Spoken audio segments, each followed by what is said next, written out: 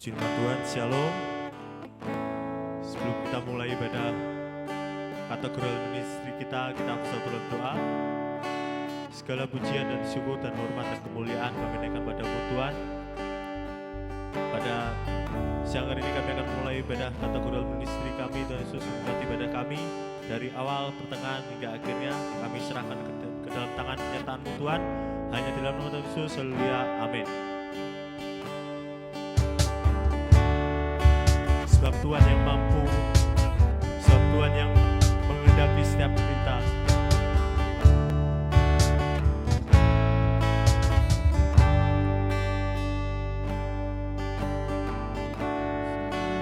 Berkarya dalam hidupku, ajakku jalan denganmu dalam Yesus. Kau menetapkan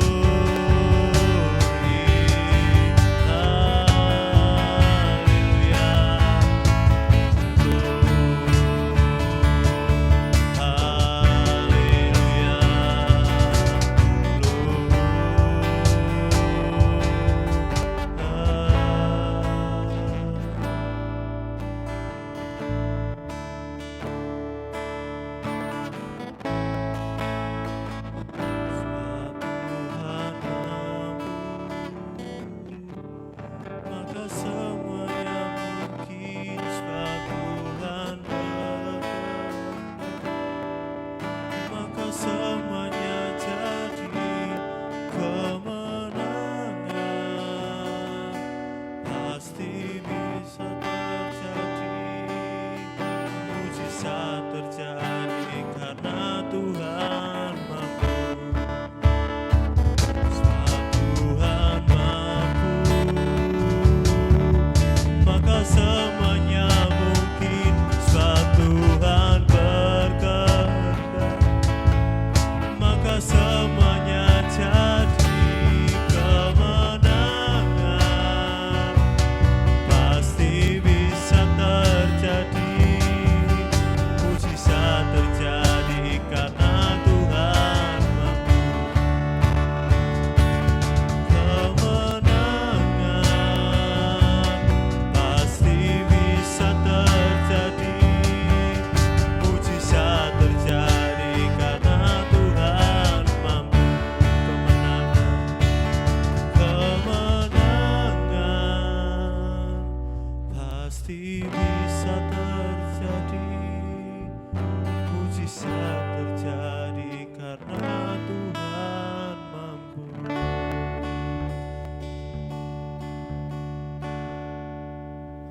Puji nama Tuhan, kita boleh bersyukur oleh karena kasih dan kebaikan Tuhan. Pada hari ini, malam ini kita boleh bertemu oleh karena kasih dan kebaikan Tuhan untuk mendengarkan firman Tuhan pada malam hari ini. Kita mau belajar di dalam surat Kolose pasal 1 ayat yang ke-19 sampai yang ke-23.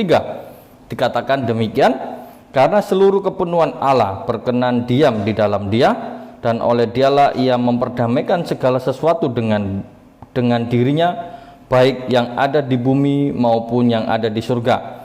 Sesudah Ia mengadakan pendamaian oleh darah salib Kristus, juga kamu yang dahulu hidup jauh dari Allah dan memusuhinya dalam hati dan pikiran, seperti yang nyata dari perbuatanmu yang jahat, sekarang diperdamaikannya di dalam tubuh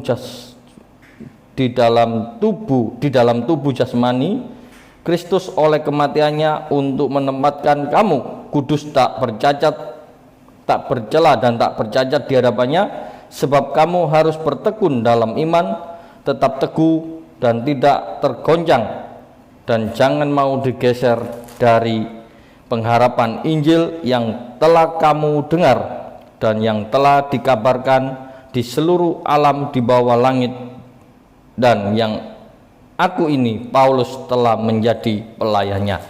Puji nama Tuhan, kita boleh bersyukur buat kebenaran firman Tuhan pada malam hari ini, di mana kita belajar merenungkan firman Tuhan agar kita dapat memahami bahwa betapa cintanya Tuhan terhadap kita, di mana Dia memperdamaikan dirinya dengan kita untuk kita bertemu dengan Allah. Kita bisa melihat dari pembacaan kita di sini, kita bisa melihat bahwa ketika kita membaca firman Tuhan, kita dapat menerapkan perintah Tuhan ini dalam kehidupan kita, dan kita boleh tetap setia kepada Tuhan di dalam kehidupan kita dari sehari ke sehari. Kita boleh tahu bahwa pelayanan Rasul Paulus di dalam surat Kolose, kita tahu bahwa Kolose merupakan sebuah kota yang ada di Asia Kecil, kota yang mengalami perkembangan, kemajuan secara ekonomi, secara umum menjadi kota-kota yang mengalami kemajuan pada zamannya. Sedangkan jemaat Kolose ini didirikan oleh Epaphras. Kalau kita membacakan dalam Kolose pasal 1 ayat yang ke-7, pasal 4 ayat 12, dan di dalam Filemon 1 ayat 23. Kita tahu bahwa Paulus mendengar bahwa di dalam jemaat Kolose menghadapi adanya ajaran-ajaran palsu, di mana adanya guru-guru palsu. Mereka mengajarkan kebenaran firman Tuhan yang diputarbalikkan, sehingga mereka jauh dari Allah, bukan mengenal Allah, namun justru dia semakin jauh dari hadapan Tuhan.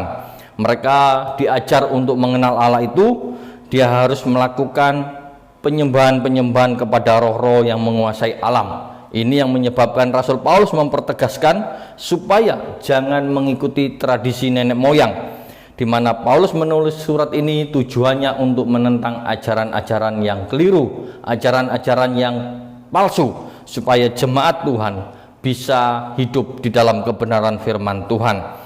Kalau kita melihat di dalam bacaan kita, di dalam ayat 21 tadi sampai ayat 23, Paulus menegaskan kembali untuk jemaat Kolose kembali rekonsiliasi, di mana ada pendamaian.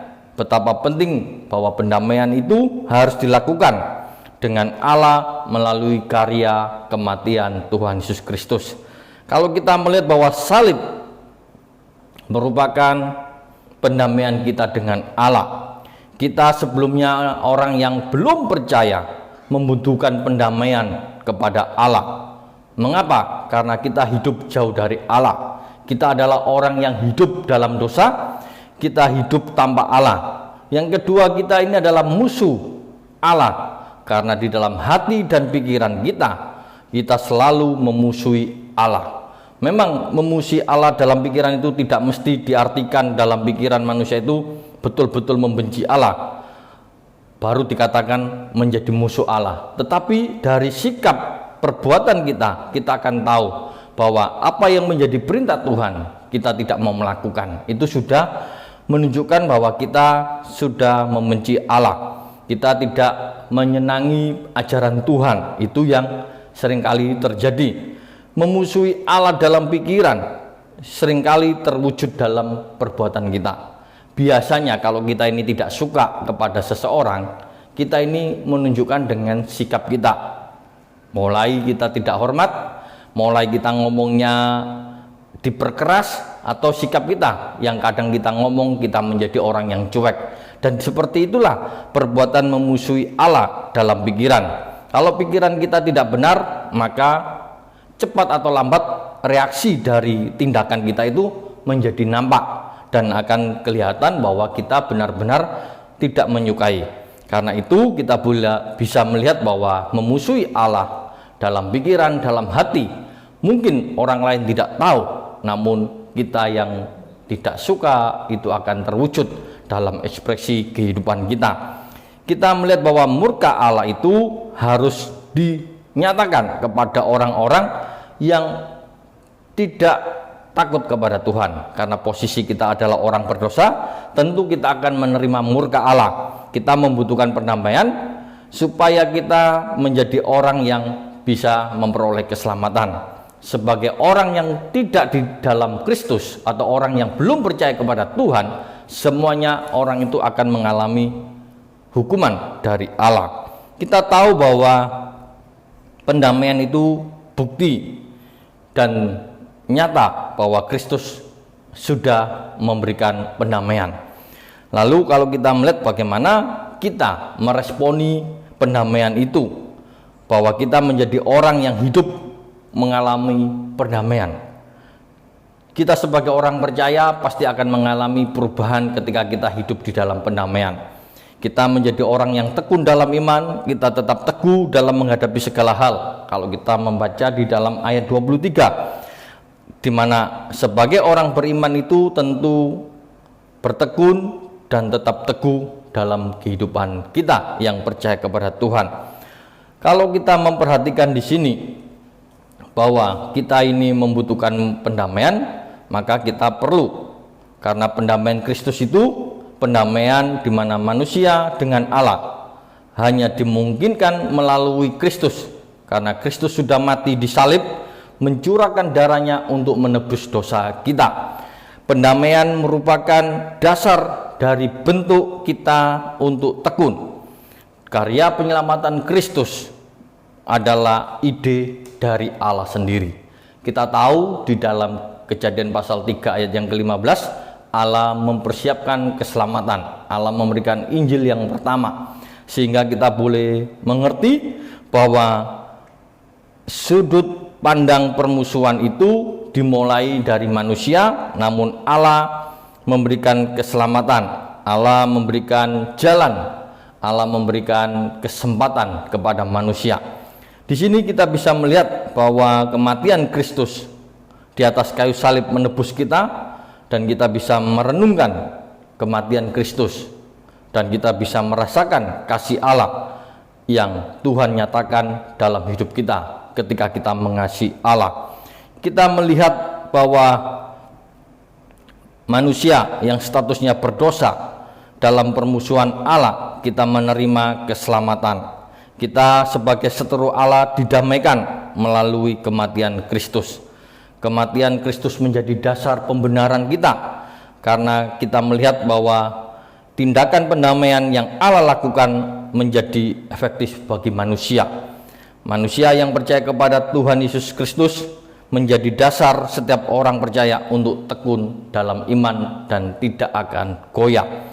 Kita sebagai anak-anak Tuhan boleh bersyukur atas karya keselamatan Kristus yang luar biasa.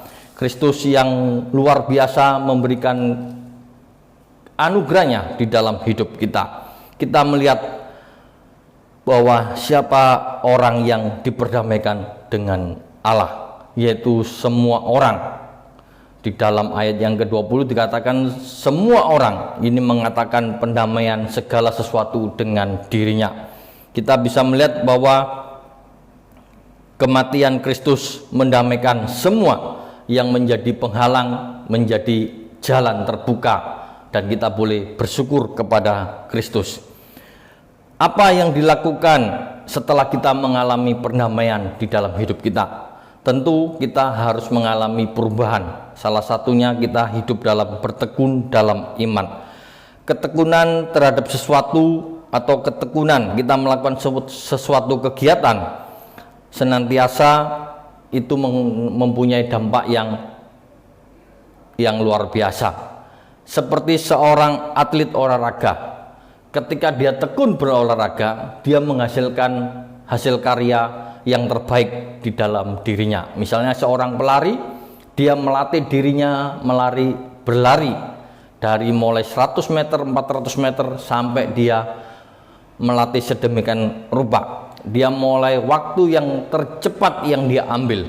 Setelah dia siap, dia akan menghadapi pertandingan.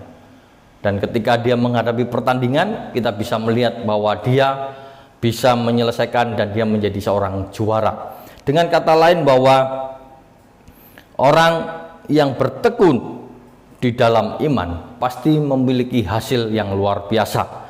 Rasul Paulus mengalami ketekunan di dalam dia menjalani proses mengikut Tuhan. Ketika dia percaya kepada Tuhan, tidak serta-merta dia harus langsung melayani Tuhan.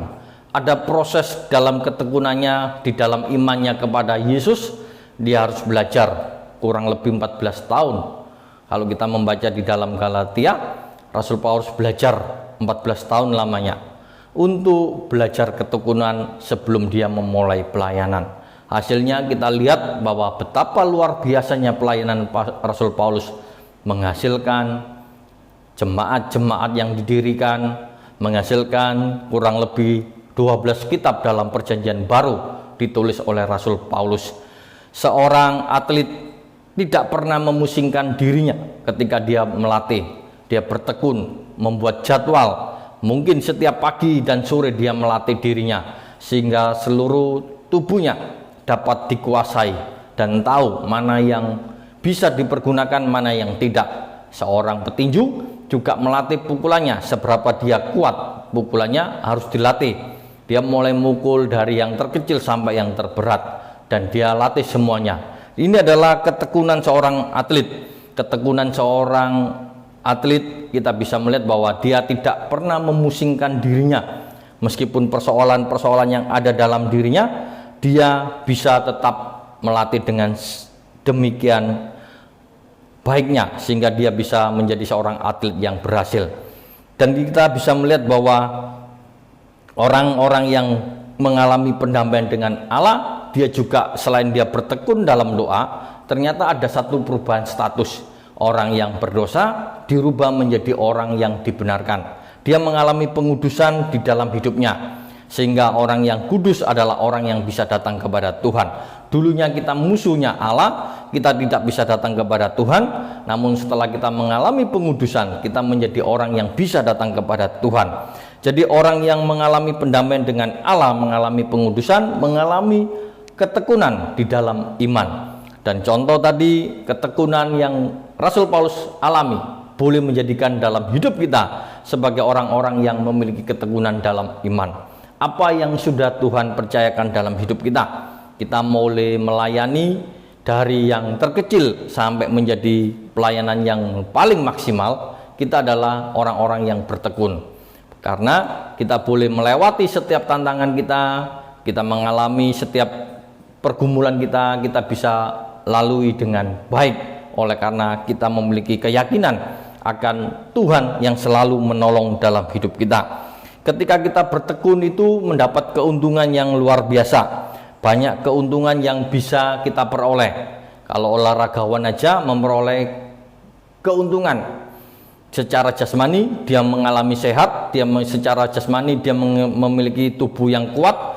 Apalagi kalau kita memiliki ketekunan di dalam iman, iman kita menjadi iman yang kuat, iman kita mengalami iman kualitas yang tinggi. Dimanapun kita berada, iman kita menjadi iman yang kuat. Meskipun diterpa dengan berbagai macam permasalahan, iman kita tidak pernah akan goyah.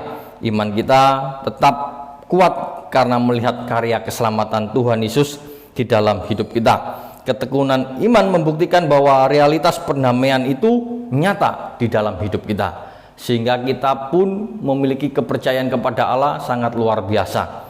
Di saat-saat kita pernah ragu, di saat-saat kita mengalami permasalahan, ternyata Tuhan memberikan kita kemampuan dan kekuatan. Ada seorang yang mengalami kekuatan iman ketika dia melayani Tuhan, ketika dia sungguh-sungguh melayani Tuhan.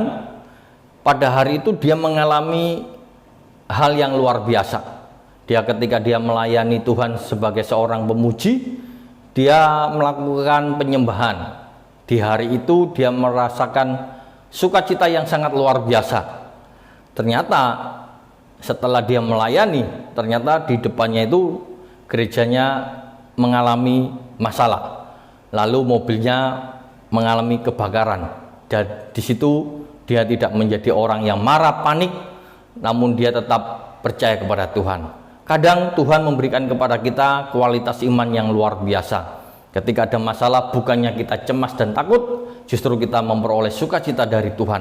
Betapa luar biasanya ketika kita melakukan ketekunan di dalam hidup kita. Kita melihat bahwa ada hal-hal yang perlu kita renungkan di dalam hidup kita. Bahwa ketika kita mengalami pendamaian, itu kita diajar untuk tetap teguh. Nah, di dalam kita memegang keteguhan iman kita, keteguhan kita percaya kepada Tuhan, terkadang ada hal-hal yang mau menggeser kita.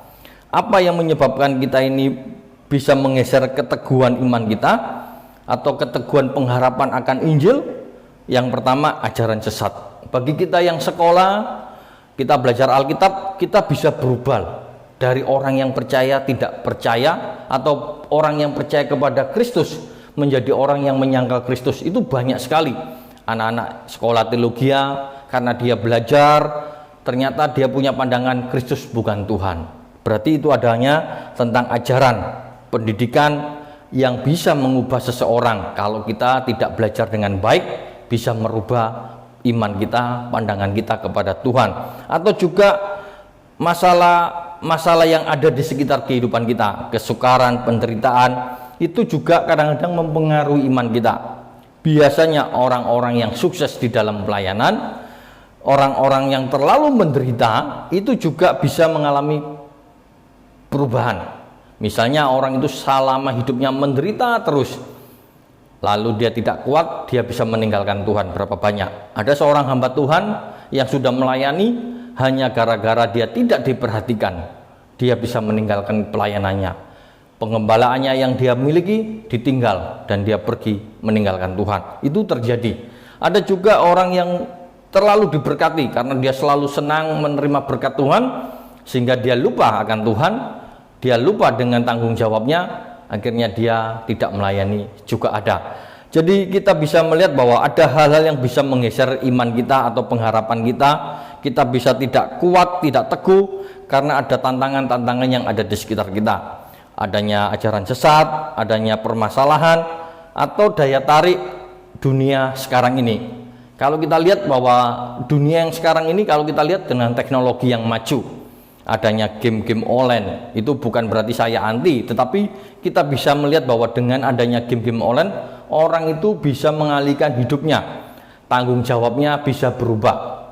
Ada orang yang memiliki tanggung jawabnya menjaga dengan baik karena dia sudah terbiasa dengan game, dia bisa menjadi teledor, dia bisa mengurangi jamnya, dia untuk bertanggung jawab, dia bisa lupa karena dia terlalu sibuk dengan mainan game online. Atau yang lain, misalnya uang, kekuasaan, kesenangan, dan lain-lain. Itu adalah hal-hal yang ditawarkan oleh dunia saat ini.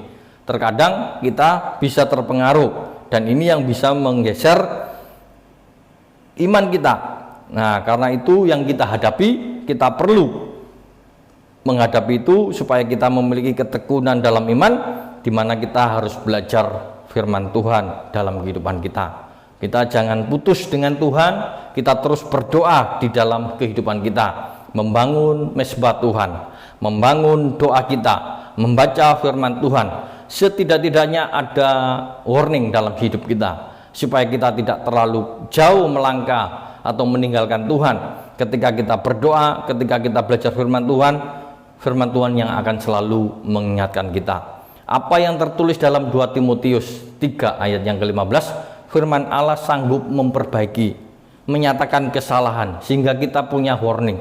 Kenapa firman Tuhan dikatakan pelita bagi kakiku? Supaya kita tidak salah jalan, supaya kita tidak salah melangkah dalam kehidupan kita. Berdiri teguh, kuat, berpegang, tidak berubah, itu adalah sikap seseorang yang memiliki pendirian pada keyakinan dan akan melakukan segala usahanya untuk mencapai keberhasilan. Ini kita sebagai orang-orang yang diperdamaikan dengan Tuhan, kita harus memiliki keteguhan dalam hidup kita. Orang itu tidak harus selalu melakukan dengan sungguh-sungguh, tidak berputus asa di dalam pendiriannya, tidak goyah meskipun ada tantangan-tantangan yang ada di dalam hidup kita. Kalau kita renungkan bahwa ketika kita di dalam keteguhan kita setia kepada Tuhan, maka kita menjadi orang yang kuat. Seringkali kalau kita melihat tentang tadi, orang itu bisa berubah, bisa tidak setia kepada Tuhan, atau tidak kuat, atau tidak teguh, biasanya dia mengabaikan hal yang kecil, dia menomorduakan yang terpenting. Misalnya Tuhan yang nomor 1, Tuhan dijadikan nomor 2, atau mengendurkan pegangan kita kepada Tuhan, merasa diri kita kuat, merasa diri kita hebat, maka kita tidak perlu pegangan kepada Tuhan. Ini yang seringkali terjadi dengan hal-hal yang sepele, itu yang mengakibatkan kita mulai lupa dengan tanggung jawab kita. Dengan teknologi yang ada tadi, kita harusnya biasanya tetap percaya kepada Tuhan, mengutamakan Tuhan.